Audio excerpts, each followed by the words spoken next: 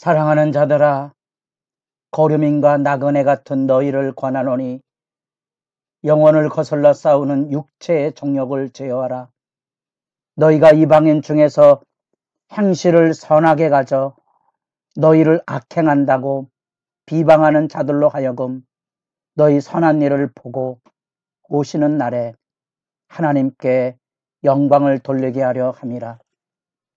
거룩한 새벽의 기도자 여러분, 주의 말씀 앞에 하나님의 영광을 바라보며 어두운 세대에 자기 정욕과의 싸움에 승리하고 세상의 착한 행실로 살아가는 신앙의 빛을 비추는데 여러분의 기도가 힘있기를 소망합니다. 오늘 우리는 다니엘 6장 1절로부터 15절까지의 말씀을 읽어가며 이 어두운 세대의 포로로 부정한 땅에 끌려갔던 다니엘과 같은 젊은이들을 통하여 어떻게 하나님의 구원이 열려지는지, 새 친구들을 통한 풀무풀에서의 승리와 다니엘의 사자굴의 승리가 이렇게 선연하게 나타나고 있습니다. 여러분들은 말씀을 읽어가며 이런 부분들을 이해하는 여러분의 느낌과 생각은 어떠합니까? 목이 메어 오지 않습니까? 어두운 세대를 믿음으로 살아가는 이들의 거룩한 눈물과 그 희생 안에 하나님의 승리에 대한 확신과 소망을 갖게 됩니다.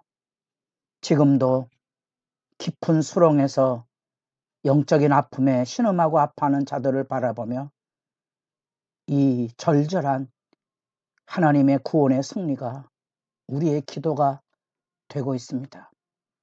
아직 이루어지지 않았으나 반드시 도와주실 것이라. 반드시 도와주실 것이다. 그 감격이 여기 새롭게 우리의 마음을 일구었으면 하는 복된 소망이 있습니다. 그건 제게도 마찬가지고요. 늘 얘기하지만 아직 내 인생은 끝나지 않았습니다. 하나님의 위대한 구원의 역사는 계속될 거고 나는 그 역사를 향하여 부지런히 씨를 뿌려 갈 것입니다. 뒤로 물러가지 않은 기도로서 하나님의 영광을 품고 부르짖어 하나님의 도우심을 앙망하게 될 것입니다. 우리는 바벨론과 메대에 이어서 페르시아가 이뤄지는 그 중근동의 제국의 역사를 보게 됩니다. 무자비하게 이웃을 침략하고 약탈하고 압제하는 그 힘의 제국 그 속에 어둠의 망령은 생생히 살아 있습니다.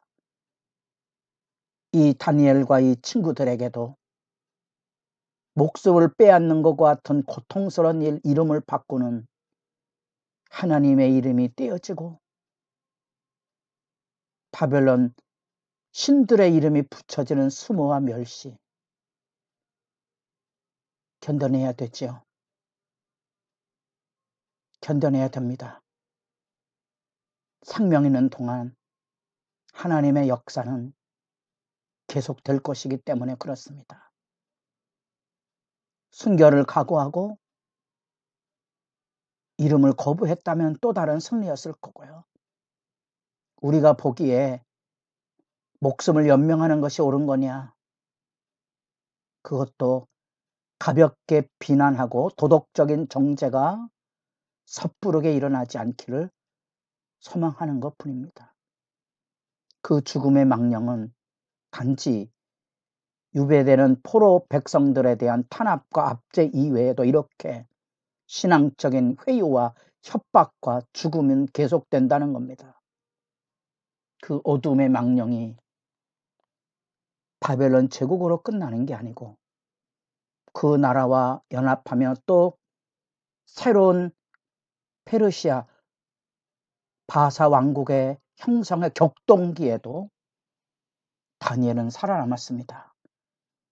아마도 80이 넘는 고령의 나이일 것으로 추정해 봅니다. 그런 생각을 갖게 되면 6장 3절 다니엘은 마음이 민첩하여 총리들과 고관들 위에 뛰어남으로 왕이 그를 세워 전국을 다스리게 하고자 한지라. 이 부분은 지금 아람어입니다. 아람어의 이 마음이 민첩하다는 말은 이 다니엘서만 8번 나오는 굉장히 중요한 용례입니다. 민첩한 영이라는 개념은 어떤 의미를 가지고 있을까요? 하나님이 주시는 지혜와 더불어 포로로 끌려왔던 젊은이들이 그곳에 있는 학문과 학설을 배워 익혔던 그런 거룩한 열정들 뿐 아니라 하루 3번씩 문을 열고 기도했던 후히 주시고 꾸짖지 아니하시는 지혜를 구하는 기도자들을 향한 은혜가 제국의 흥망성쇠 속에 하나님이 주시는 탁월성을 가지고 있었던 거죠. 그래서 때로는 늘 마음이 아픕니다. 그리스도인들이 각자의 영역에서 공부라는 것은 단지 학문을 말하는 게 아닙니다. 각자의 자리에서 각자의 능력을 최고로 발휘해서 세상 속에 기여하며 살아야 되는 그것이 그리스도인으로 사는 또 목회자로 살아가는 삶의 아픔이지요. 최고를 추구하십시오. 거룩한 열정으로. 그러나 학문이나 출세나 성공이 아니고 그 안에서 모든 영역 안에 각자의 자리에서 그것으로 인하여 결국은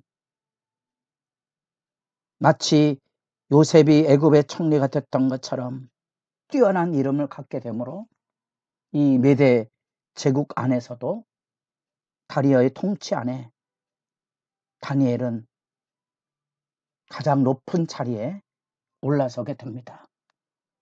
당연히 그 제국의 운명과 그들이 가지고 있는 민족적인 우월성 때문에 포로 백성은 다니엘은 질투의 대상이 되었고 제거의 대상이 되었음에도 불구하고 그는 그릇됨과 허물이 없었다는 사실입니다. 4절에 보면 이에 총리들과 고관들이 국사에 대하여 다니엘을 고발할 근거를 찾고자 하되 아무 근거 아무 허물도 찾지 못하였으니 이는 그가 충성되어 아무 그릇됨도 없고 아무 허물도 없었습니다. 자기 직무에 태만함도 없고 법적인 도덕적인 윤리적인 잣대 아래 부패함도 드러내지 못하였다는 사실입니다. 우리가 보고 있는 것은 지금 이게 뭔지 알아야 하는 거지요. 그들은 능력이나 도덕에 흠이 없는 이 다니엘을 얽어매기 위해서 종교적인 덫을 놓고 있는 겁니다. 막 살떨리셔야 됩니다. 우리나라에도 장관과 총리 인선에 기독교인으로 서 있는 신앙을 꼬투리 잡아서 낙마를 시킨 전례들을 우리가 보고 있지 않습니까? 정치적인 입장에 상관없이 무섭고 집요한 어둠의 망령입니다. 이것을 여러분들이 분별하면 왜 사람들이 교회당 안에까지 들어와서 분쟁과 다툼을 일삼는지를 섬뜩 깨닫게 됩니다. 이게 무서운 악의 회방이구나. 어둠의 질서가 교회당 안에까지 들어와서 가장 거룩한 척, 열심 있는 척 하나님을 위한다는 명분과 근거를 가지고 하나님의 교회를 분쟁과 다툼과 분열의 길로 몰아가는 일들을 현실 속에서 섬찟하도록 깨닫게 됩니다. 결국은 그들은 한 달의 한시적인 법이죠. 왕과 국가에 대한 충성한다는 명목하에 내용은 실제로는 다니엘을 잡아넣기 위한, 제거하기 위한 다니엘 죽이기 법을 만드는 겁니다. 정당한 법이지요. 정당한 법 질서.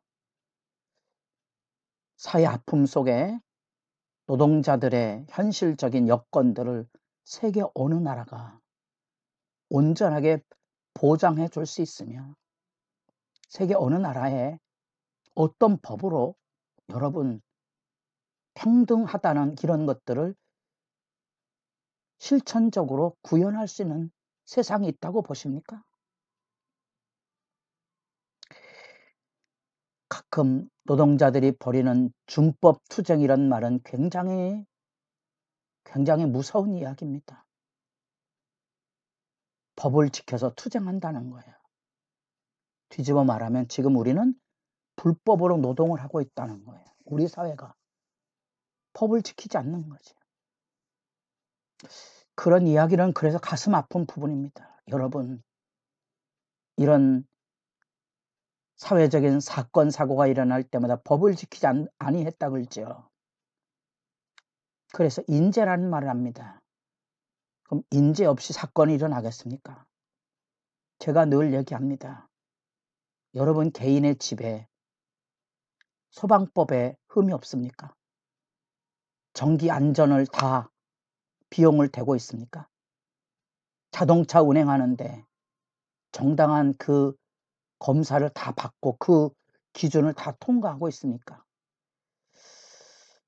현실적인 여건 속에 늘 그런 것들이 아픔입니다. 여기 어둠의 망령은 그렇게 다니엘 한 사람을 죽이기 위하여 법을 바꾸는 거예요. 그런 생각을 좀 해보시면 이 다니엘이 그 안에 10절 다니엘이 이 젖에 왕의 도장이 찍힌 것을 알고도